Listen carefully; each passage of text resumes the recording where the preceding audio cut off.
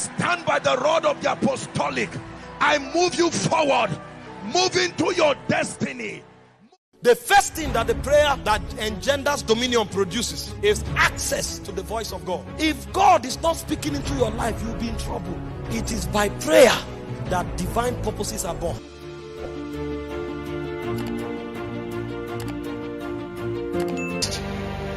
I told them in BSU when I was teaching a few weeks ago, I said, you have many lecturers, over 100 lecturers on your hundreds, teaching us that people carry overs every time. Many are having years.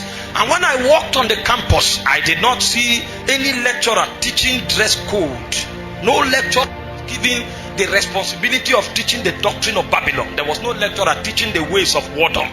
But if you look at the campus on a glance, then you discover that everybody is a student in the school of Babylon. Most of the students have many lecturers that teach them the ways of seduction, because it had become a lifestyle consistent with the serpentine nature. So even though there were no courses they were reading, those dimensions could find expression through them. So you don't need to go and study lust. You don't need to go and study about seduction. When you look at them, the spirit of seduction can travel into your heart, because those ones have become gateways by which the dimensions of Hades can find expression. The powers of culture is something you cannot undermine, because when you see a man live by a certain culture, that man's life is a gate through which the realm that it manifests can break upon the landscape. That's why you see a lady dressed seductively and you begin to have lust. Unknown to the lady, she's actually giving expression to a government in another realm. So every time you interface with that lady, the spirits that live in that realm, they travel through her. You don't need to study how to find those spirits. You don't need to go to her to look for the spirit of immorality. When you look at an immoral lady, her life is a vent, a chamber through which the dimensions of immorality can be trafficked. So she's a chalice. She's a carrier of immoral demons. Cultures are very significant, because only by culture can the will of God and the spirit of the monarch of Zion invade the territory. When we talk matters of culture, we are not going back to the law. We are actually talking about the true manifestation of the spirit of grace. Because when grace comes, it does not only bring salvation, it teaches us the ways of the kingdom.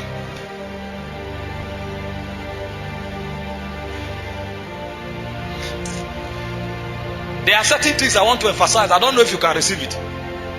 Because many may think we are becoming legalistic. This is not legalism. This is proof that the spirit dwells in you. Jesus said that word cometh to me and findeth nothing. How demons and spirits connect to people. They connect to people through their predominant appetites. The Bible said we have not received the spirit that is of this world, but we have received the spirit that is of God. Therefore we know the things that are freely given to us by God. So on the strength of the spirit of God that is at work in us, it is possible for us to know the dimensions of the spirit. The ways of God are no longer scarce, because there is a spirit we have received. But he went to 1 John chapter 2 from verse 15. He said, love not the world. He said, they that love the Lord, the love of the Father is not in them. He said, what is in the world? He said, the lust of the eyes, the lust of the flesh, the pride of life. Therefore, those tendencies within, that person is already a carrier of the spirit of this world. If lust finds expression through you, you are what? A carrier of the spirit of this world. You don't need to go far to check. And the proof of it is that all your actions will be controlled and regulated by lust. That's why the guy wants to drive a car, because he wants to make a statement. That's why the guy dresses, because he wants to make a statement. He is powered by lust. So his lifestyle is a reflection of his appetite. And his appetite is a gateway through which a spirit can break into his world. Unknown to him, he is the one changing the energy balance in the system. Because every time you bring a spirit into a territory, have altered the energy balance. The reason you enter some territory, it is easy for you to fall into immorality, is because the energy balance have been lifted. The threshold of immorality is high. So when you were at home, you didn't have lust all the time, but you came on campus and all of a sudden every night You feel like cleaving to somebody. There is a balance. The energy balance has been violated. It's a revelation of appetites and the predominant culture in the system. You get to certain places, it's easy to slap and to kill because violence through their lifestyle have been conducted into that territory so much. So the energy of violence is high. So you come there, the least provocation, you take an action. What you don't know is that the culture of those people have tracked an energy that have altered the balances. That part of culture is something you cannot overemphasize. It's a revelation of the will, the mind of the spirit that rules over the territory. That's why Miles Moreau of blessed memory, he defined the kingdom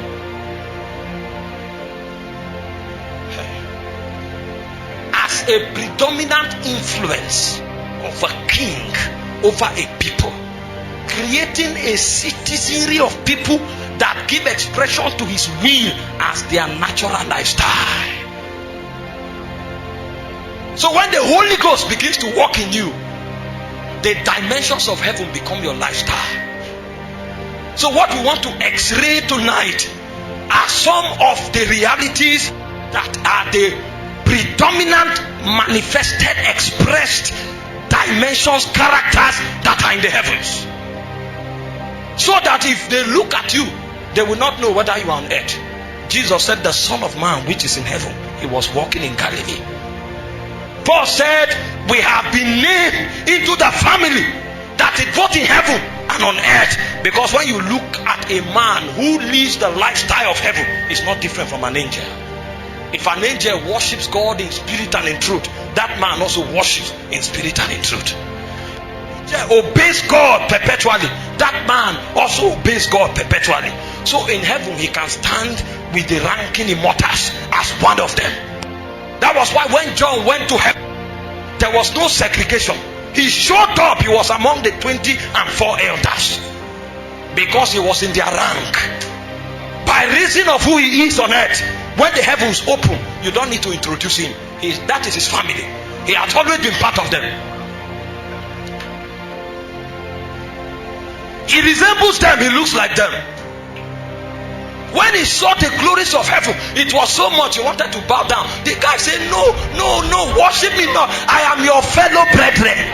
The problem is that we are in different locations, but we are the same. When you check me out and you check yourself, the DNA is one. The lifestyle is the same. That's why the things that happen in heaven happen around your life. It is that lifestyle that makes it possible for this man to touch the sick and the sick is healed, because something flows through them. Something flows. It's not doing trial and error. Try to say pray like this or come out. When he shows up, demons leave because he is an ambassador of a realm. It's the power of a kingdom. Many Christians are not taught. Oh, we come to church because we are religious people. We don't understand what is happening. God is building a world. God is building a kingdom. That kingdom is already established in the spirit realm. He wants to bet it in the natural. And you and I are his laborers. So what you are doing, that the Holy Ghost is inspiring you to do, that you think you are just living a good life. Maybe it's the window of the New Jerusalem you are building. You don't know you are part of the mercenaries that are building an invisible kingdom in the natural. When the Holy Ghost comes and says, Kai, Peter, go this way, and then you demonstrate the lifestyle of God. Somebody slaps you, you wanted to respond, they say, calm. You are a proof that God is patient and long suffering.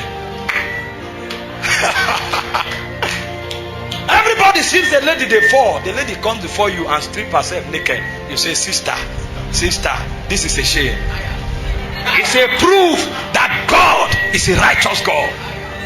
So what we call lifestyle are predominant revelation of the dimensions of God. It's when the New Jerusalem that you will know that what you were doing that you thought was a lifestyle, you were actually building part of that system. The Bible said concerning the 12 apostles, he said they were written on the 12 pillars of the New Jerusalem. So the life they live were pillars. They thought they were living. Meanwhile, the world God was building, they are the pillars that will support it.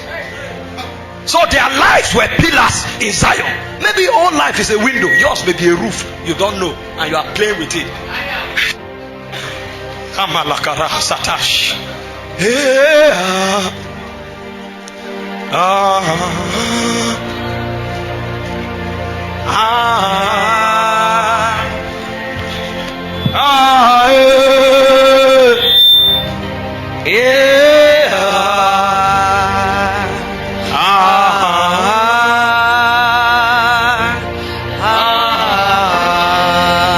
Even preachers don't understand what I'm telling you.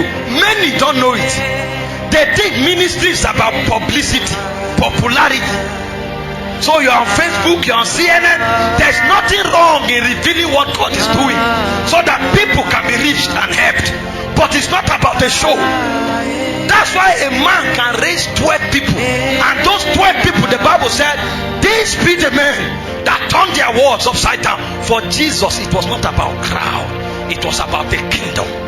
So that if you are the only one in Unewi, heaven can and say there's a man there.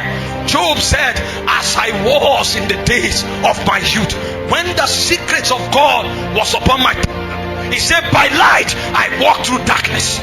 It doesn't matter the civilization that the men from the east were living. Job was a lampstand. Every time heaven looked at the east, there was a man God could brag about, because his life was a shining light. The east was illuminated because Job stood there and God lived with him perpetually. He said, when I put my feet in butter and the mountains washed unto me rivers of oil. He was an extension of Zion. Every time God could go to Hades and say, have you seen my servant Job? Have you seen Job? The devil can come and brag and say, everybody has become my slave. He say, have you seen watchman Tosin? There is a man who have not bowed to darkness.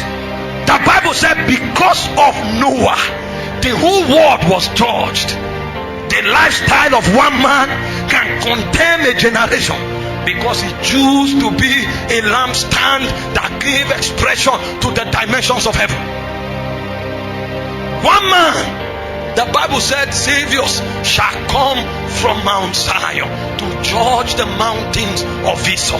The word judge is not to punish, it's to reveal a dimension, it's to showcase a system, so that when they look at you, they can take bearing. That was why Paul said, follow me as I follow Christ. You don't need to read the Bible. If you live with me, you become like God, because I have become like unto him. I don't just have righteousness in my spirit, I'm a manifestation of righteousness. If you stay with me long enough, when people look at you, it's Jesus they will see. How do men become so mighty? They are keepers of the eternal counsel of God. They are custodians of spiritual heritages. They are watchers over the possibilities that God releases to the earth realm per time. Daniel will be in a cave. The whole system of Babylon is running. And then when they say there is a man in whom is the spirit of the Holy Ghost.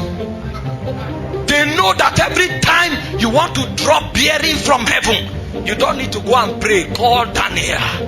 When Daniel shows up, you will see the dimensions of heaven. There's a man in whom dwelleth the spirit of the Holy Ghost. He showed up and he told Nebuchadnezzar, he said, this is the meaning of your dream. The Lord exalted you.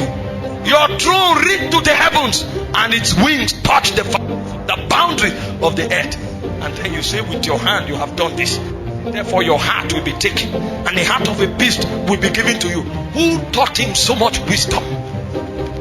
How did he learn? By what syllables was he educated? Where did he read from? He had never spoken to the king on the matter. The man had gathered all the astrologers, people who can manipulate the alignment patterns of the heavens. he had manipulated, called the sorcerers and the magicians. They were stranded. At some point they said this kind of knowledge dwells only with the Holy Ghost, and they were right, because Daniel lived among the gods.